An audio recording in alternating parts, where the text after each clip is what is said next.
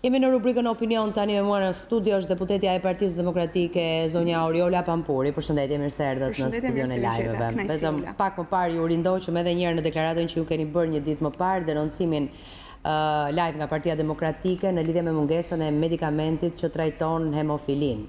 Nga ana tjetër besoj e keni ndjekur edhe ju reagimin që ka ardhur nga qendra spitalore universitare Nën Tereza, ku thuhet se asgjë vërtet nuk është në atë që ju keni deklaruar.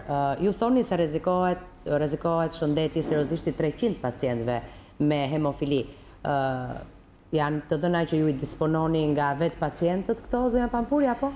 Përsa i përket faktori 789 është medikamenti bazë që të smurët ose pacientët me hemofili marrin, dhe është një rasti këtyre pacientëve, është rastet, janë rastet cilat i kam ndjekur prej muajsh, i kam përmendur dhe në parlament, i kam përmendur dhe në komisionet parlamentare, mungesën e faktorit dhe nuk ka patur asnjë reagim.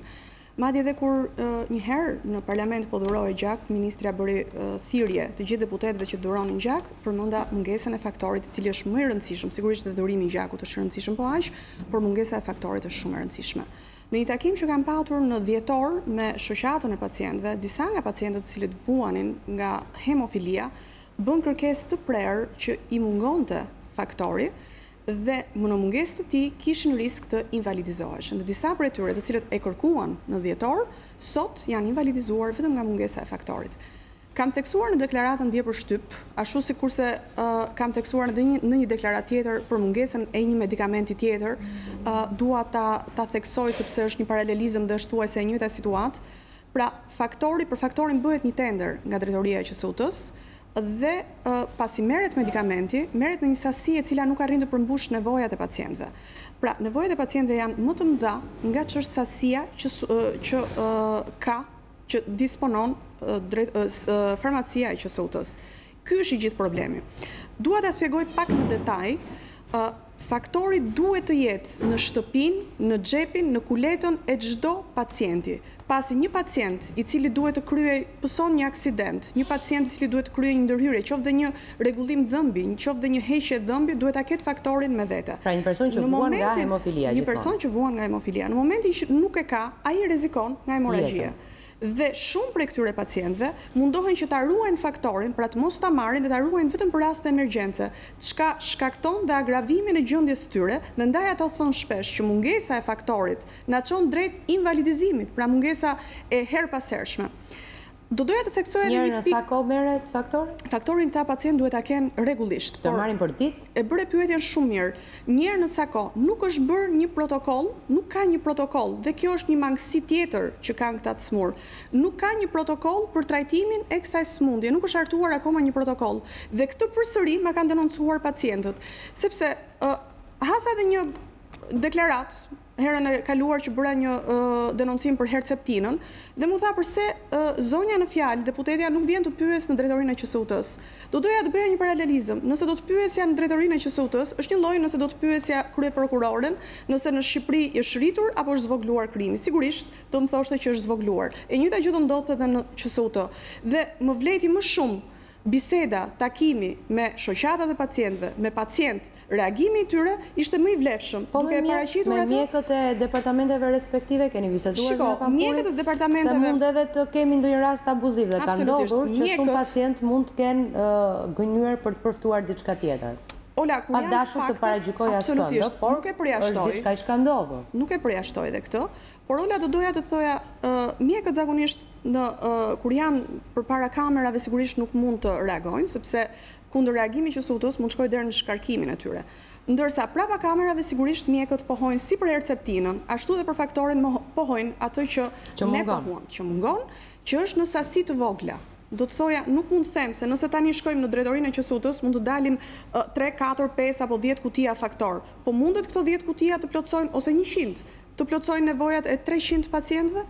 Referohet dhe diçka tjetër, një numër tjetër. Ky numër është reduktuar, pra më referojnë, sigurisht nga shoqatat e pacientëve, që numri 300 është reduktuar në 196. Disa prej tyre, një pjesë e madhe e tyre janë larguar, kanë emigruar dhe kanë gjetur në vendet ku kanë emigruar një shërbim të jashtëzakonshëm. Madje shumë prej tyre ke djemë të cilët janë rikthyer profesionit të tyre pa e ndjerë që janë pacient hemofilik fal shërbimit dhe trajtimit që kanë marrë në vende të tjera. Ajo që i ka munguar në Shqipëri. Kjo është e gjitha. Pra, mungesa e protokollit, e cila nuk parashikon se sa herë duhet ta marrë, sepse çdo diagnozë, çdo sëmundje ka një protokoll trajtimi. Në mungesë të tij, sigurisht ka një mishmash të trajtimit, pastaj dikush merr më shumë, dikush më pak, sasia është e pa vlerësueshme. Në momentin që ka një protokoll, atëherë vlerësimi është dhe më i qartë dhe më i drejtë. Do t'ishte ndoshta e udhës që ju këtë denoncim ta ribënit qofte edhe në komisionet parlamentare apo seancat parlamentare, në mënyrë që ndoshta ti shikoni në sy drejtuesit e kahut tjetër politik për të marrë pse jo një reagim apo për të marrë pse jo edhe një përgjigje qoftë pozitive apo negative, po në fakt ju keni vendosur t'i bojkotoni sërish edhe seancat parlamentare dhe komisionet. Kjo është çështje patjetër, ne kemi vendosur t'i bojkotojmë deri në një vendim tjetër. Por gjithsesi unë do të thoja këtë, e kam ngritur zërin dhe do vazhdoj ta ngres zërin për mungesën e medikamenteve të cilat janë në shërbim të qytetarëve. Dhe kam përshtypjen që kjo nuk është një çështje politike, por është çështje e cila duhet marrë në dorë si nga qeveria ashtu dhe politikat shëndetësore. Politikat shëndetësore janë baza. E kam thënë dhe herë të tjera, jemi i vetmi vend në të cilin shëndetësia mundohet shteti ta vendosë shëndetësinë në shërbim të saj. Në fakt, shteti duhet jetë në shërbim të shëndetësisë të sistemit shëndetësor. Sot, sistemi shëndetësor ka shumë mangësi dhe ne kemi theksuar shpesh, nëse nuk do t'ishin bërë koncesionet në shëndetësi, koncesionet e panevojshme, për shembull check-upi, u theksua, do ta theksoja check-upin vendimi i KLSH-s, sigurisht pati shkelje tek check-upi dhe ministrja, ndoshta me shumë pa të drejtë, theksoi që janë kryer rreth 26%-30% e analizave të popullatës kanë bërë check-up. Mundet kjo të jetë një shifër për të marrë në konsiderat dhe për ta konsideruar check-upin si një si të suksesshëm? Absolutisht që jo. Pra, check-upi nuk është i nevojshëm përballë nevojave të tjera imediate që kanë sektorët e tjerë të shëndetësisë. Dhe baza është furnizimi me medikamente i QSUT-s, sidomos për të smurët kronik, të cilët sot paraqesin mangësi të mëdha. Çfarë mungon tjetër? Duket që zonja Pampuri keni bërë një investigim tuaj, apo ndoshta edhe për shkak të profesionit tuaj real, pra jo të politikanes, ka njerëz që ju adresojnë problematikat ndryshme edhe tani, ndoshta edhe më shumë tani që jeni deputet e Kuvendit të Shqipërisë. Ka mungesë të ndonjë medikamenti tjetër që duhet ta di populli, paktën në qendrën spitalore universitare Nën Tereza? Unë nuk mund ta them tani në studio sepse po investigoj edhe për një medikament tjetër, por gjithsesi po them kam investiguar për herceptinën. Dhe sigurisht pavarësisht se kishte kundër argument, them që herceptina sot prapë është në sasi të vogla. Sigurisht nuk mjafton për gjithë pacientët, pra. Mjafton për gjithë pacientët dhe e them dhe këtë, porositet duhet të pres një pacient nga një kohë në tjetrën, pra nga njëra seancë e kimioterapisë në tjetrën, për të bërë seancën tjetër të kimioterapisë. Nëse është maksimumi që duhet të pres është 10 ditë, i duhet ndoshta të pres dhe më shumë. Pra seanca kimioterapisë është 1 muaj mbas njërës. Pra mund të jenë 6 deri 12 seanca kimioterapie, ndërkohë që çdo muaj pacienti duhet përdorë pra flakonin e kimiopreparatit. Ndërkohë që nuk ndodh ky rregull, nuk ka rregull për shkak të mungesës, nuk ka sasi, mungesës e medikamentit në kohën e dur, dhe kjo sigurisht që agravon gjendjen e pacientit. E njëjta gjë ndodh dhe me faktorin. E njëjta gjë ndodh dhe me tarcevën, e cila është një kimiopreparat tjetër, i cili është për kancerin e mushkërisë. Por gjithsesi kjo vlen për të theksuar në një moment tjetër. E kuptova. Ndërkohë, përpos kësaj sot është edhe dita e parandalimit të vetvrasjeve.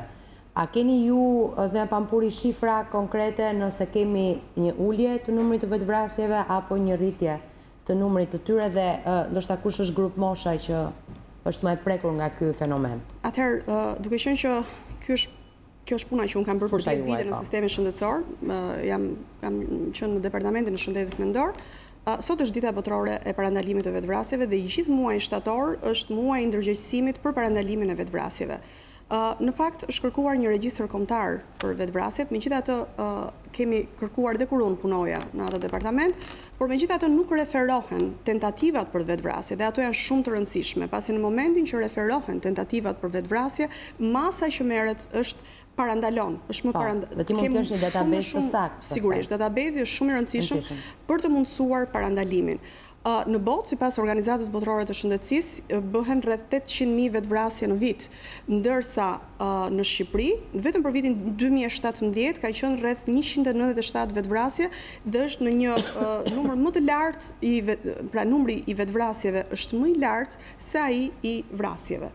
Pra është vërtet një shifër alarmante. Kjo, sigurisht, nëse do të bëjmë një analizë, është në vendet në të cilat kanë probleme sociale ekonomike, ku niveli ekonomik është shumë i ulët, ku problemet sociale sigurisht falë nivelet ekonomike janë dhe më të larta, sigurisht kjo ndikon. Jemi në një vend ku persona nuk kanë me që të ushqehen, nuk kanë me që të paguajnë energjinë elektrike, janë baballar, kryefamiljar të papunë, të cilët përballë familjes së tyre në një krizë depresioni zgjedhin fundin e jetës, i cili në fakt nuk është zgjidhja, por e kam teksuar është dhe si thua nisja e problematikave për familjarët e tyre. Pa nuk lidhet kjo me brishtësinë ose jo mendore të një personi ose një tjetri, pra këto problemet sociale mund t'jenë evidente si te dikush që nuk e ka kryer ndonjëherë tentativën për vetvrasje dhe si te dikush që mund ta ketë kryer atë disa herë por nuk ja ka arritur qëllimit, pra jeton sërish me këto problemet e mëdha sociale. Pra dikush ka ca mekanizma më shumë mbrojtës, dikush tjetër nuk ka. Lidhet kjo me këtë gjë? Pa tjetër që po. Në fakt, personat të cilët janë më të brisht, më të ndjeshëm, kuptohet në momentet që përballen me një situatë të vështirë. Askush prej nesh nuk e di se si mund të reagojë ndaj një situate të vështirë. Dhe pikërisht situata në cilën përballet, pra si thua prevalenca e situatës, nxit dhe një akt të tillë. Pra ka persona të cilët mund të jenë shumë të ndjeshëm dhe të cilët ndërmarrin një akt të tillë. Sigurisht nuk dua të përjashtoj edhe psikopatologji, dhe problemet të cilët dhe persona të cilët kanë probleme të shëndetit mendor. Edhe ata persona janë më të ekspozuar ndaj këtyre akteve, të cilët nuk kurohen, të cilët nuk referohen, me të cilët ndonjëherë gjendja e tyre nuk pranohet të familjarët, pra dhe duke mos u pranuar, nuk pranojnë ta referojnë diku. Dhe mungesa e referimit sigurisht ka çuar deri në aktin final, por janë dhe persona të cilët në dukje, në pamje, apo mund të jenë persona normal, por një situatë e vështirë, përballje me një situatë vështirë, mund të nxjisë apo mund të zbulojë atë sëmundjen e fshehur mendore. Pikërisht, patologjinë mendore. Grup mosha më e prekur nga tentativat e vetvrasjes dhe nga vetvrasjet? Shiko, në Shqipëri nuk është se ka, unë e kam theksuar shpesh, duhet të ketë studime, sepse ka institucione të cilat duhet të kryejnë studime dhe ka institucione të cilat kanë përgjegjësinë për të kryer studime të tilla. Një ndër to është dhe Instituti i Shëndetit Publik.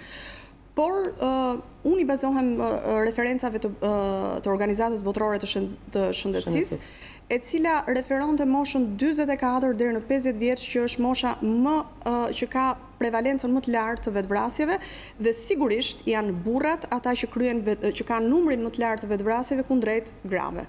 Pse e them këtë? Një person i cili nuk flet, një person i cili nuk referon gjendjen e tij, një person i cili mbyllet në vetvete ka predispozita më të larta për të kryer një akt të tillë. Zakonisht gratë janë ato të cilat flasin, gratë janë ato të cilat referojnë, flasin me dikë, me një mikesh, pse jo tek një psikolog, pse jo mund të referohen edhe tek një mjek, ndërsa burrat janë ata që kanë më të vështirë, janë më të tërhequr dhe mbyllen më shumë në vetvete. Dhe kjo është një nga arsyet pse burrat kanë prevalencën më të lartë të këtij akti. Po duket se edhe të rinjt po shkojnë gjithnjë më shumë drejt kësaj rruge. Nuk kam sigurisht shifra, po të referuara nga miqtë e mi bluzat e bardha më thonë se të rinjt gjithnjë më shumë po tentojnë të vrasin veten, edhe mënyra që përdorin pastaj është e tmerrshme, është ajo me fostoksin. Me fotoksin. Po, shumica e tyre nuk e kanë idenë se çfarë ndodh në organizmin e tyre në momentin që ata e konsumojnë. Dhe bluzat e bardha më pohojnë se kur ndodh konsumimi dhe drejtohen për të shpëtuar të shtyruar nga familjarët, patjetër kërkojnë të shpëtojnë, nuk duan më të vdesin sepse nuk duan më të përjetojnë atë që po përjetojnë në organizëm. A kemi diçka për të thënë në lidhje me mënyrën që përdoret sot në Shqipëri për të vrarë veten? Tani, se edhe kjo pastaj më duket e rëndë po ta marrësh në analizë.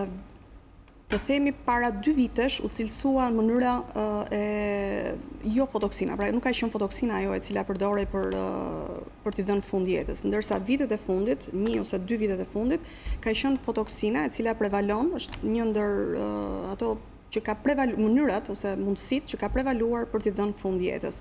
Dhe është ai momenti, është një moment i cili është, si thua, ku përgjegjësia humbet në një moment fare të vogël dhe pikërisht ai moment, në ato moment gjejnë mundësinë për ta përdorur atë. Dhe në momentin që kthjellohen, rikthehet ndërgjegja, pra ato pendohen për aktin që kanë bërë. Megjithatë e thash, dhe tentativa për vetvrasje duhet të konsiderohet. Dhe në regjistrin e vetvrasjeve duhet jetë dhe një, si thua, tek database duhet jetë dhe një kolon e mëvete dhe për tentativat për vetvrasje. Po, sepse ka disa njerëz përsëritës. Janë njerëz përsëritës. Nëse një individ e kryen një aktin, atëherë ai duhet jetë në vëzhgim që të mos ta parandaluar një akt tjetër. Fotoksina ka qenë 2 vitet e fundit.